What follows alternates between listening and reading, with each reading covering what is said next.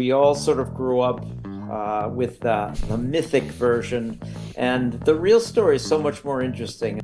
We think of, socialism and communism as being dirty words, but the Pilgrims were essentially a socialistic or even communalistic society. So this is the real underbelly of the Thanksgiving story that we don't talk about a great deal.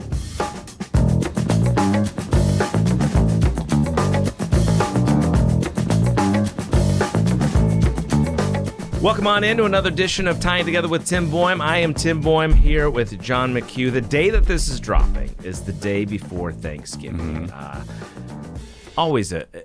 I associate now with turkey and family and football, right? Is that the way most Americans probably? Yeah, right? That's the story. That's the story. Yeah, and that is a story. That is the point of what it is. We don't really know, most people probably, the real kind of story behind Thanksgiving. Oh yeah. And I saw a clip not long ago with I think it was CBS Morning with a guy named Kenneth Davis, and it was talking about the real story behind Thanksgiving. And I was fascinated by it. And so I thought, look, John, I mean, it's the week of Thanksgiving. We don't always need to be talking about government shutdowns and things. We need a break. We don't? Yeah, no. We need a break, my friend. Yeah.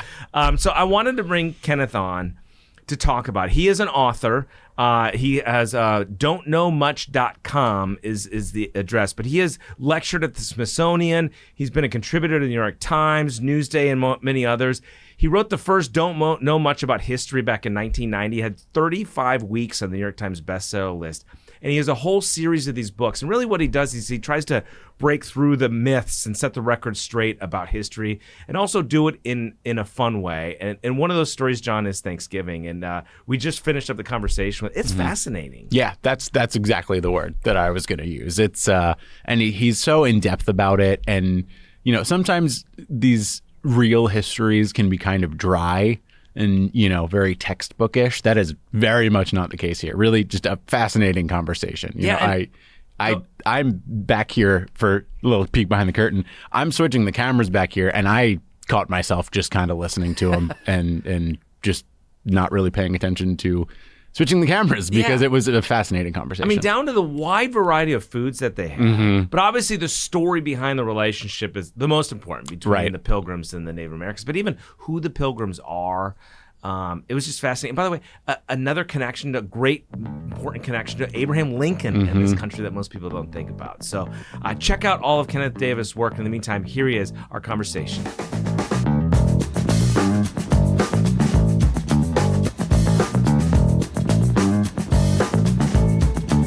Well, sir, first of all, it's an honor to have you on. I really appreciate you doing this. Thank you.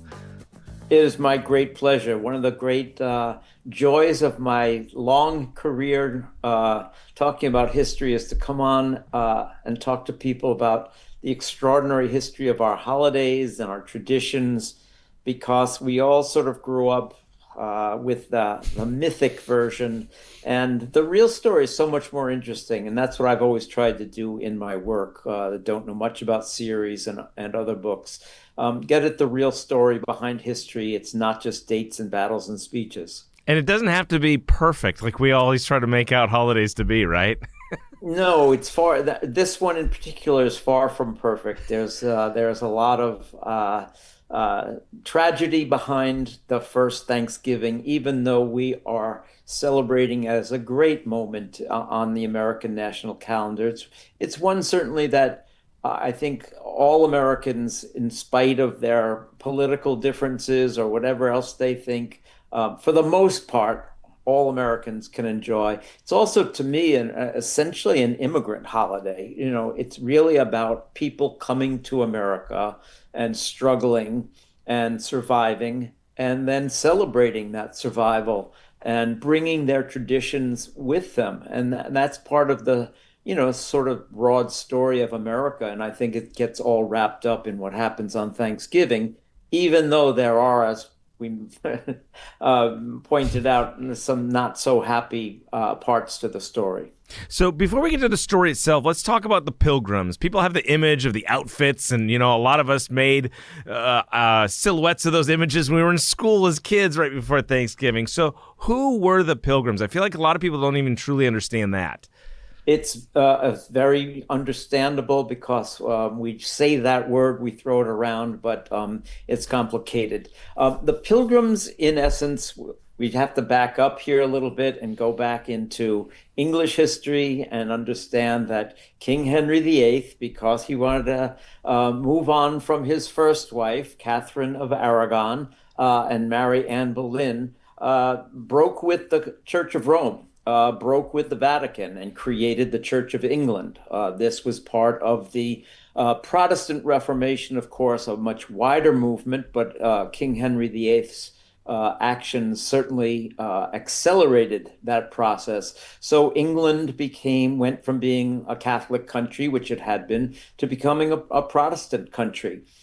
There were those in England, those Christians in England, who did not feel that the Church of England had gone far enough in separating itself from the Roman Catholic Church. They wanted to purify it, and they were called Puritans.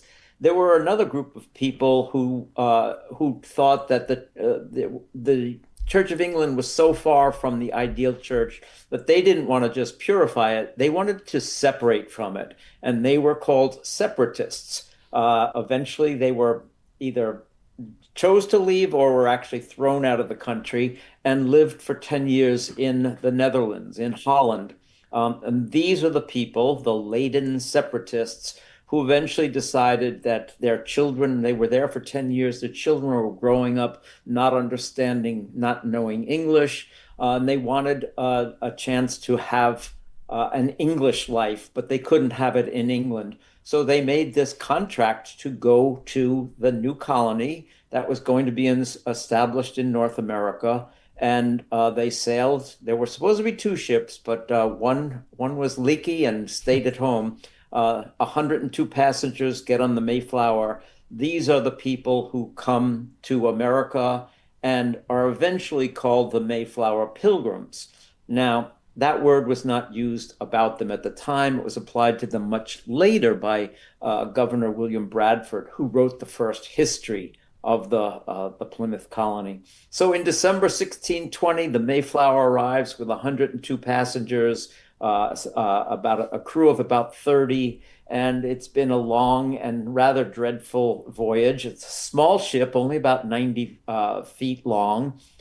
Most of the passengers had to stay below decks. The sailors didn't want them mucking about on the deck. So imagine 90 people plus pigs, cats, and dogs in a relatively small area with no hot and cold running water. And you have an idea of what crossing the Atlantic in December must have been like in 1620. Wow. So how does that lead up from that point then to this Thanksgiving? Okay, so they drop anchor in what is now Providence, Massachusetts. I'm sorry, Provincetown. Forgive me, Provincetown, Massachusetts, the tip of the Cape Cod, as it's known.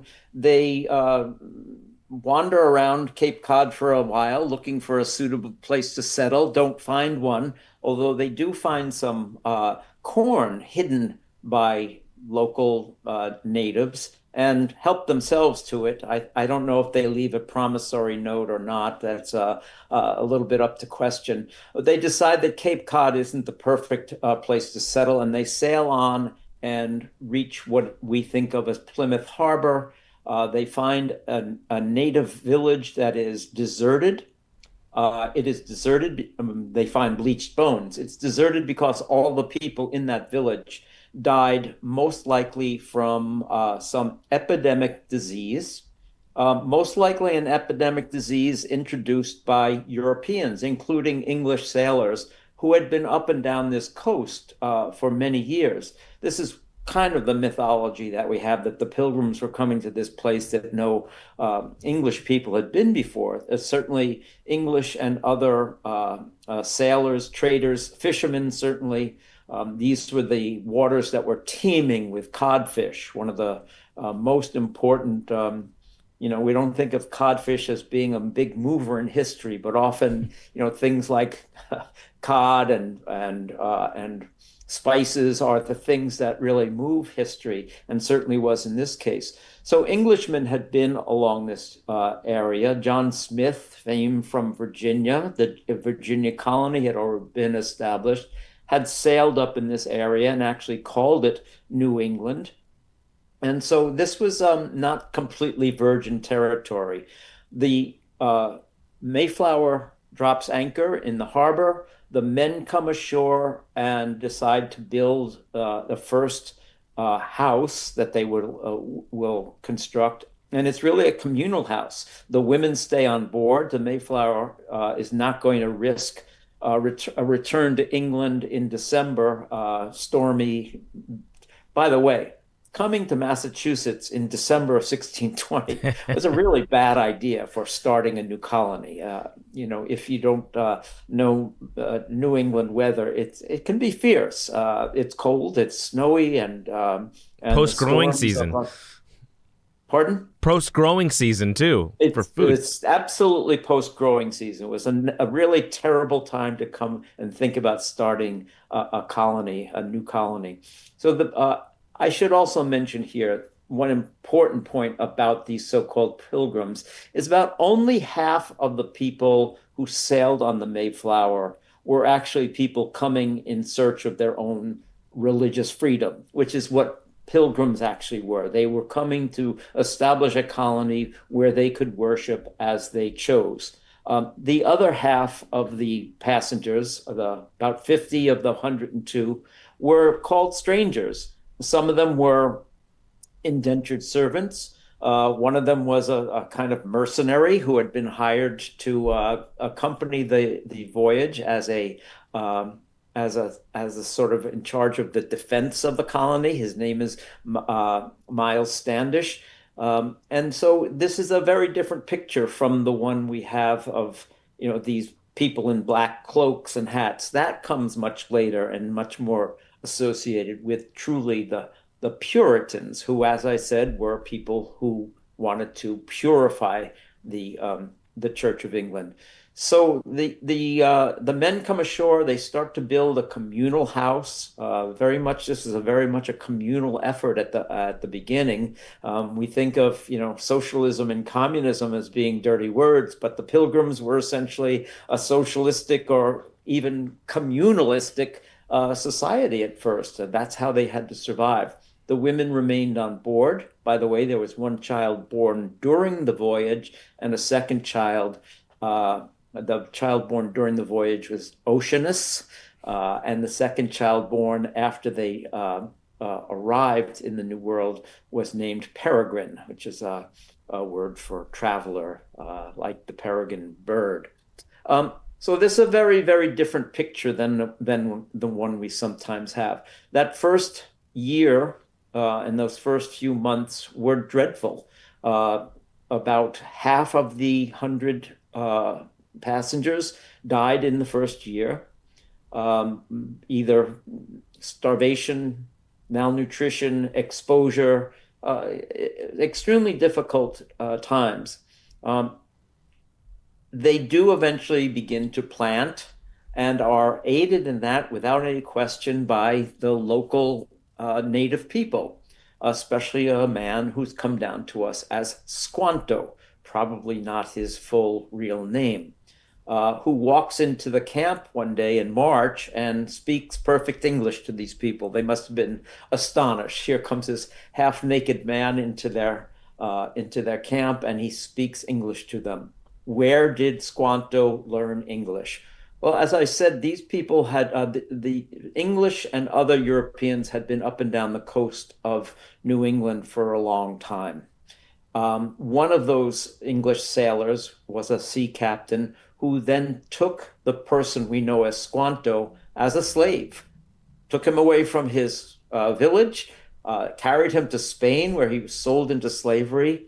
Rather extraordinary story. He actually eventually makes his way to England. learns English. He was working in the docks there. One of the men who is now going to outfit some expeditions to New England sends Squanto back because he's an English speaker who will know the land very well. So he's going to be a perfect guide. And so that is why this man named Squanto is in England and was quite welcoming of the people. And they certainly did help them learn how to plant and harvest the best crops for Massachusetts springtime. And it's a remarkable story. That jumps us ahead to then October of 1621.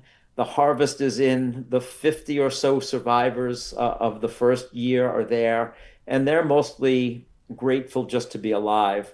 But they decide to do something very traditional in Europe and other places around the world, have a feast to celebrate their harvest. This is what became known as the first Thanksgiving. And you said October, not November, right?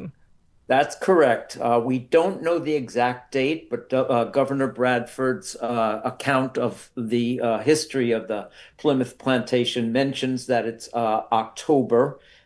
He also points out that it lasted 3 days. You think your Thanksgiving dinner lasts a little bit too long? You know, we sit around, we work for hours and then we finish it pretty fast. They actually had a 3-day harvest festival. Pretty remarkable. And as I said, most of them were probably just grateful to be alive. Of those 50, only 3 survivors were women of the original group of passengers. So again, an indication of how extremely difficult and deadly this first year in Plymouth was for the Mayflower's passengers. Of course, then, as they're preparing their feast, some uninvited guests show up. These are 90 Wampanoag warriors, led by their chief, who is known as Massasoit. Very good guests. They go out and bring back 5 deer, venison. So venison was certainly on the menu in October 1621 for the so-called first Thanksgiving. So is that one of the big first myths then, that I think a lot of people think that the Pilgrims landed and they were the first ones to meet Native Americans on our soil, right? I mean, I feel like that has gone through history. A lot of people have that impression, but clearly that wasn't the case. No, it's far from the case. Certainly, I mean, we have to talk about which was the first to arrive. Of course, the Spanish had been in the future United States of America since the after Columbus in 1492 and the conquest of Mexico and South and Central America. All of that has taken place. The Spanish are also well established in Florida and along the Gulf Coast there as well. And they certainly would have had at some point some kind of harvest festivals in those Spanish communities with the native population, which were mostly enslaved, of course, by the Spaniards. And the reason that there was the introduction, this is another sort of offshoot of the Thanksgiving story. The reason that African slavery was introduced into the future America was the fact that so many native people were dying under the Spanish rule. And a Spanish priest named De las Casas wrote about how dreadful the conditions were for the indigenous people that under Spanish rule. And it was he who suggested that instead of using forced labor from the native population, they should import slaves from Africa. De las Casas later regretted deeply, of course, because what that does is introduce the African slave trade into the United States of America. But almost all of the earlier settlers, certainly the English settlers, had encounters with Native Americans. In Virginia, we know that story, and the Pocahontas myth, which is another set of misconceptions as well. There's a long history here prior to the Pilgrims' arrival. but they did have a an uneasy alliance with the local tribe, the local nation known as the Wampanoag, partly because they had guns. And the natives thought these people would be useful in our struggles with the other native nations. You know, that's part of the myth that we have, or misconception that we have, is that all Native Americans in the Americas were the same. They weren't. There were many nations, and they were often at war with each other, fighting over territory, fighting over the beaver trade, uh, fighting over control of territory, just as people throughout history have done. So this is, a much more complicated picture than most of us ever expect. So, And that is one of the reasons, of course, also usually left out of the traditional Thanksgiving story, that 50 years after the Pilgrims arrived, the Anglo-American colonists and the Native Americans are at war in one of the bloodiest conflicts of the colonial era called King Philip's War.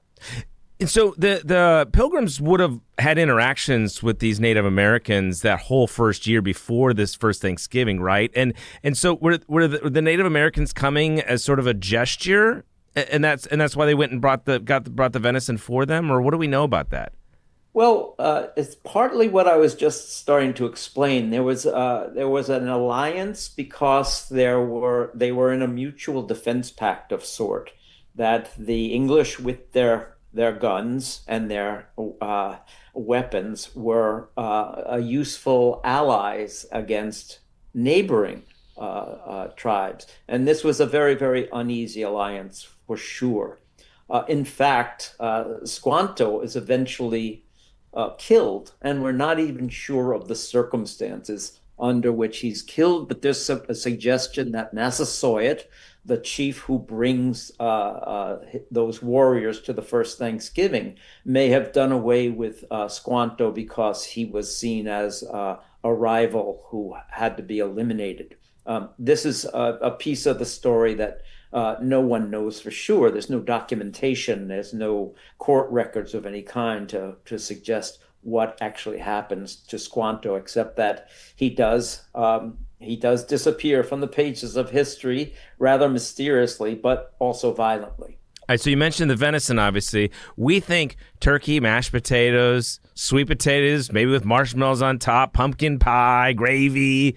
I'm assuming that's not exactly what the menu was then. Not exactly. First of all, it's you have to remember these are people who are camped out, settled beside the Atlantic Ocean, and which is teeming, absolutely teeming with seafood. So this is a much more of a seafood festival than we would think of. Cod, as I mentioned, very, very important to the early development of the Americas. Mussels, shrimp, lobsters. This is New England. They probably had lobster, as well as the harvest that they brought in, which would have been beans, squash, and corn, the three sisters, as they were known in the native tradition, and that was spread across all of North America. Beans, squash, and corn grow together very well. They're sympathetic crops and also very good sources of protein, and so beans, squash, and corn were certainly at the first Thanksgiving. Probably not corn on the cob the way we think of it, but more of the traditional native corn. There would have been game, wild game, geese, ducks, and probably turkeys, but wild turkey, not the tom turkey that we think of. So, and as we mentioned, venison and eel. I don't know if you have eel on your Thanksgiving menu, but it would be historically appropriate. I'm an adventurous eater, so all of that sounds amazing for Thanksgiving. It sounds like a lot of food, too, to prepare. No wonder why they had to go 3 days. They went 3 days, and there were also, as Governor Bradford reports, there were races and wrestling, and I think they actually also got the guns out, maybe not just for show, but to remind the natives who were there that we have the guns and we know how to use Well, them. that's what I was going to ask you. Were they able to put all that aside for at least those 3 days and really enjoy each other, or at least celebrate the Yes, moment? yeah, we don't have a lot of information, but when Governor Bradford describes 3 days of feasting with races and wrestling, it sounds like a pretty relaxed and pleasant time. Probably not for the women who had to cook for 140 people, but yeah, it would have been this would have been a relatively peaceful moment of peaceful coexistence that unfortunately, as I mentioned earlier, didn't last very long. Yeah, and we'll get to that. We'll circle back to that in a minute. But I do want to touch on, we mentioned that it was October, not November. So how does this holiday evolve in American history to where we are today? It's a really interesting story and a little bit, it wanders around a little bit. So the basics are this. The idea of Thanksgiving as we know it was not what Thanksgiving meant in the 19th century or even the 18th century. To the Pilgrims, if you said a day of Thanksgiving, it would have meant a day of prayer and fasting. Certainly not what most of us have in mind for the fourth Thursday in November. There were some occasional proclamations of a day of Thanksgiving, which again really meant a day of solemn prayer, not a day of, heading out to eat a big dinner. Washington declares one in 1777 as the commander-in-chief of the army to celebrate the victory at Saratoga. Another one is pronounced after the Constitution is adopted. So there were these occasional mentions of, there was another one after the Whiskey Rebellion is suppressed, also by George Washington. But a presidential proclamation is not a national holiday. It's just the president saying, everybody should really think about how grateful we should be today. There's no day off from work for it. There's no festivities planned around it. It's just a proclamation. The presidents produce all sorts of proclamations all the time. Most of them don't attract much attention. There was a sense that, and when Washington proclaimed a day of Thanksgiving, in fact, the Congress said, well, you don't have the power to do that. That's up to the states to do, because this was still a matter of how much power a president has. Could a president make such a proclamation that applied to the whole country? So that was sort of the tension that was existing in Congress at the time. But presidents continued then to issue these regular proclamations.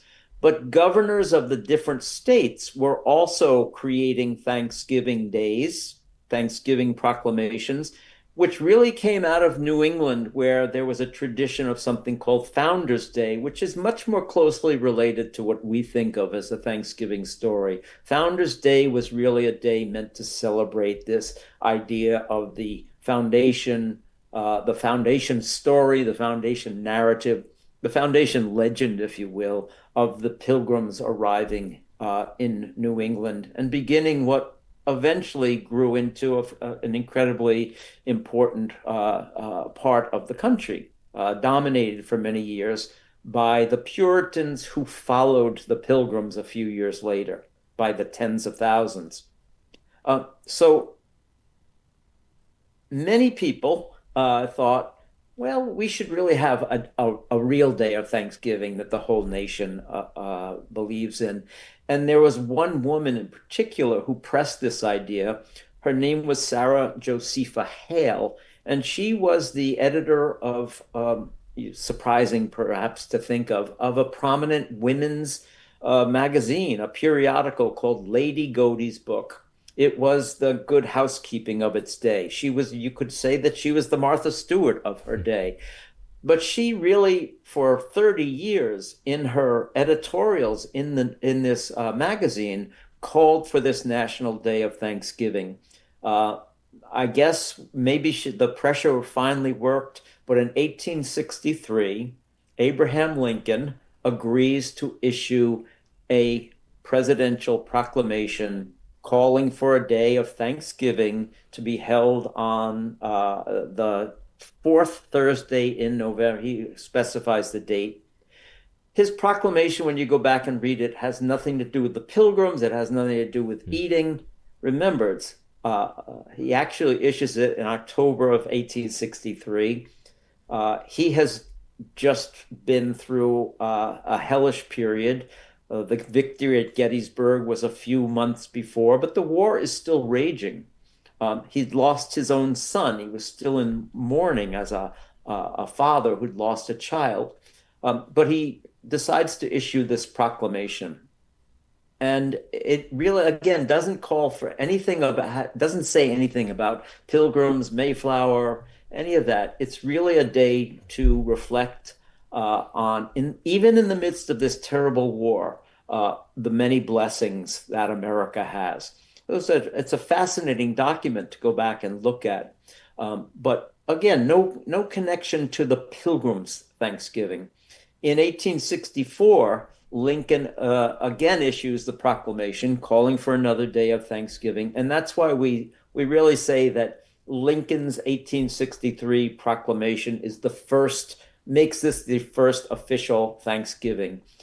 Still not a national holiday, still not a day where everybody can take off, but a day that is meant for the nation to be grateful for what it has.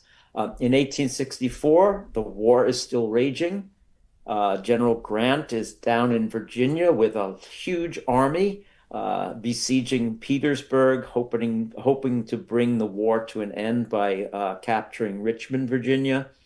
And in New York, a group called the Union League decides to put together a traditional Thanksgiving meal, because now this is the middle of the 19th century now. Now the meal has become much more like the meal we think of as a Thanksgiving dinner. Turkey, stuffing, all the sides, and pies.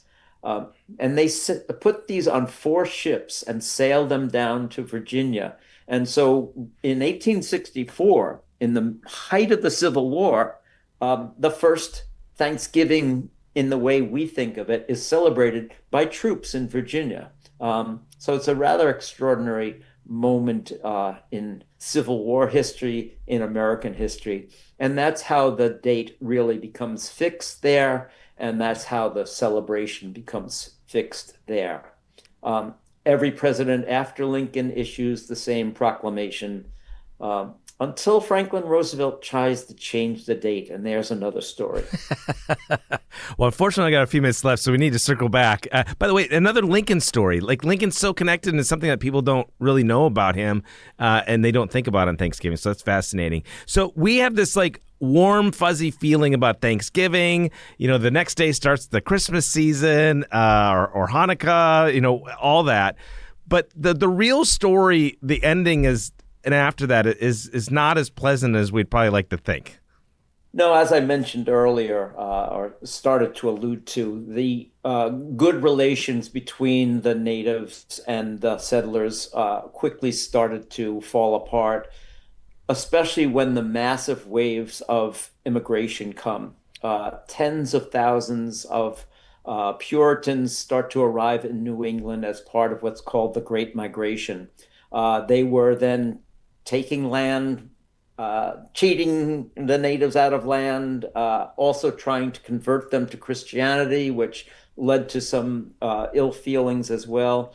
And so the son of the chief who sat down at that first Thanksgiving, and the English called him King Philip, his name was Metacom, he decides this is enough. We're going to, so 50 years after the first Thanksgiving, in 1621, about 50 years after it, there is a war in New England called King Philip's War between the natives who sat down for that first Thanksgiving and the many tens of thousands of recent Anglo-American arrivals. And it's the bloodiest conflict really in colonial history in America, and it could have gone either way, but it ends up with a tremendous loss of Native American life, Native American lands.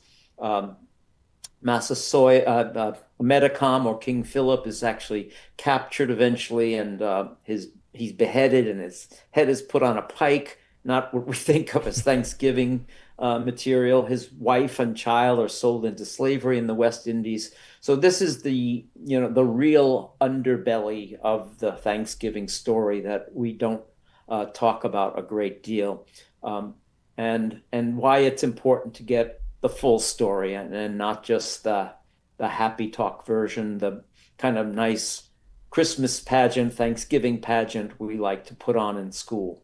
Yeah, and we can't forget that, because this history happened, and I think as Americans we tend to like to put a little shine on everything. So, especially now more so than ever, and that's really a debate that's roiling education and the history departments right now. Who gets to tell this history? Who writes it? How do we present it? And it's a really important debate. Just because it's so much fun, I will briefly talk about what Roosevelt did in 1939. It was the Great Depression. The merchants came to President Roosevelt, and said, move the proclamation up a week this year. Things are really bad. We need to have the Christmas shopping come a little earlier, because even in the 1930s, Christmas and Thanksgiving were already connected. The first Macy's parade is in 1924, by the way, 101 years ago. So Roosevelt agrees. What difference does it make to him? He asks for for Thanksgiving to be celebrated on the third Thursday in November that year. Well, Republicans in Congress were up in arms. Well, Lincoln always said the fourth Thursday. We like to think we can, agree on some things in a bipartisan way, but even Thanksgiving is something that we can argue about. So that year there were actually two Thanksgivings: the Republican Thanksgiving and the Democratic Thanksgiving, which was called Franksgiving. Congress did resolve this the next year, and they created a national holiday on the fourth Thursday in November, which is where it is now, and that's the one we get to celebrate. And here we are. Ken, thank you so much for sharing these stories. You're so good at telling them, too. It's really great to have you on. Well, it's to me, history has always been a human story, and there's no story more human than this one. It has so many different elements to it, and it doesn't tear down our past to know the full story. It just makes it a lot more interesting, a lot more meaningful, and we still have so much to be grateful for, and that's the thing I try and focus on each year. Well, happy Thanksgiving to you and yours. And to you. Thanks so much, Tim.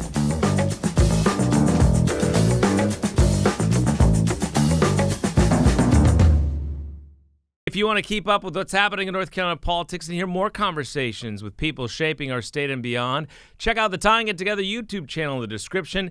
Hit subscribe and let Spectrum News be your resource for balanced, in-depth political coverage, elections, and issues that matter to you.